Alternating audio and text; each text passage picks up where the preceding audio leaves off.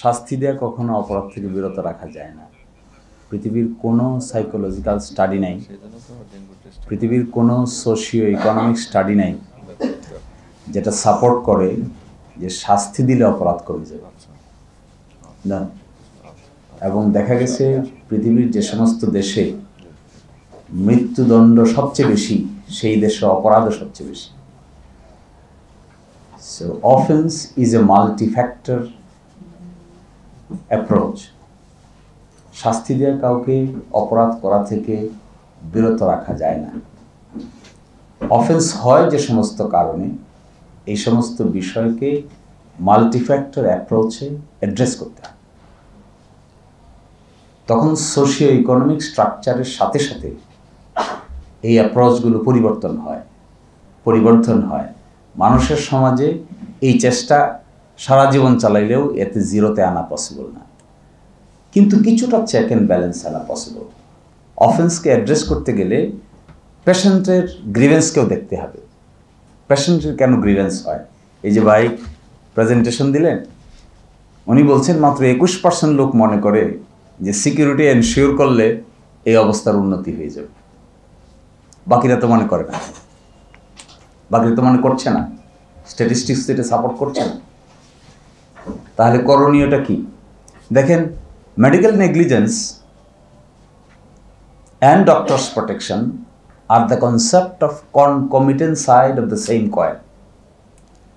At one point in time আপনাকে address করতে হবে medical negligence, at other point of time আপনাকে address করতে হবে ডক্টরস প্রোটেকশন। এটা অনেকটা মুদ্রার এপিট। আপনি মেডিকেল নেগলিজেন্সকে অ্যাড্রেস করবেন না, শুধু ডক্টরস প্রোটেকশন চাইবেন, ইট ইজ এ ম্যাটেরিয়াল। এটা সবার কাছে অর্থবহ হবে না। কিন্তু মেডিকেল নেগলিজেন্স তো হচ্ছে না, এই কথা বলা তো ঠিক হবে না। Everywhere of the world, including the civilised world, ওই সমস্ত জায়গাও মেডিকেল নেগলিজেন্স আছে। এই জন্য আমি যখন আমেরিকায় কাজ করে দেখছি যে প্রত্যেকটা ভালো ডক্টরের একজন করে লিগ্যাল উপদেষ্টা থাকে, প্রত্যেক ভালো ডক্টরের একজন করে আইন উপদেষ্টা থাকে। কারণ তারা একটায় যদি ফেসে যান তাহলে সারা জীবনের ইনকাম নিয়ে টান দেয়, কিন্তু ওনাদের যেহেতু ইন্স্যুরেন্স আছে এই জন্য নিজেকে পে করতে হয় না, ইন্স্যুরেন্স কোম্পানিতে পে করেন। $10 লাখ, $20 লাখ, $1 কোটি। আমি এক লোকের সাথে কাজ করেছিলাম, $1 কোটি কম্পেনসেশন দিয়েছিলেন, ইন্স্যুরেন্স কোম্পানি দিয়েছে, because of wrong treatment. It happens. তাহলে আমি মনে করি আপনাদের অ্যাপ্রোচটা এরকম হওয়া উচিত, আপনারা ইন ওয়ান হ্যান্ডে বলবেন মেডিকেল নেগলিজেন্স এর বিরুদ্ধে বলবেন, আবার অ্যাট দ্য সেম টাইম বলবেন উই নিড প্রোটেকশন। তাহলে your claim will be N accepted one. Otherwise আপনাদের এই দাবিটা অনেকটা মানে নিজেদের বাঁচানোর মতো হয়ে যাবে আর কি। এটা হোলিস্টিক হবে না, পিপল এটাকে ভালোভাবে নিবে না, রোগীরাও এটাকে ভালোভাবে নিবে না। ফলে ওই অ্যাপ্রোচটা will be very acceptable approach. এই জন্য আপনাদের যে কর্মকাণ্ড শুরু হয়েছে, it is a good sign.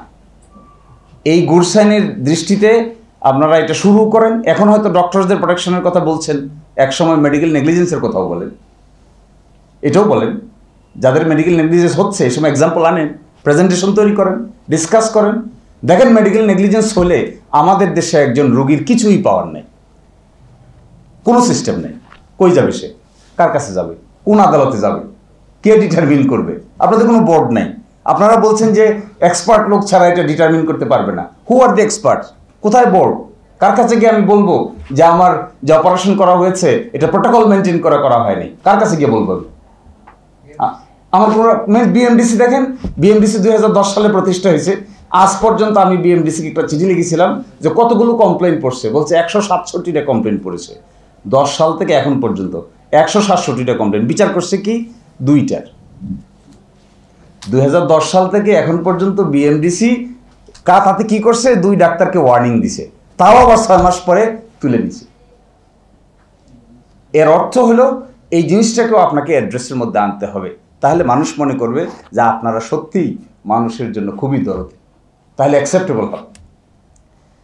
যেমন ধরেন আমাদের দেশের ভোক্তা অধিকার আইন 2009, এখানে একটা কথা আছে পণ্য, মানে আপনাদের সেবাটাকে পণ্য বলে আখ্যায়িত করেছে। পণ্য, এই পণ্যের অধীনে আমরা কোথায় যেতে পারি? আমরা যেতে পারি নিম্ন আদালতে। গেলে কি হবে? ডিটারমিন করবে। কি ডিটারমিন করবে? নেগলিজেন্স হয়েছে কি হয় নাই। নেগলিজেন্স হলে কি হবে? যার জীবন চলে গেছে নেগলিজেন্সের কারণে, তার কি হবে? তাকে কি দেয়া হবে? দেখেন কোনো মেকানিজম নাই। একটা এক্সাম্পল আমাদের দেশে দেখাইতে পারবেন না যে নাকি 10 লক্ষ টাকা ক্ষতিপূরণ পাইছে আদালতের সিস্টেমের মাধ্যমে। No option, no mechanism. তার মানে কি বাংলাদেশে মেডিকেল নেগলিজেন্স হচ্ছে না? হচ্ছে তো, কিন্তু কেউ তো মেকানিজম পায় না। আবার at the same time doctors need protection, এতেও কোনো দ্বিমত নাই।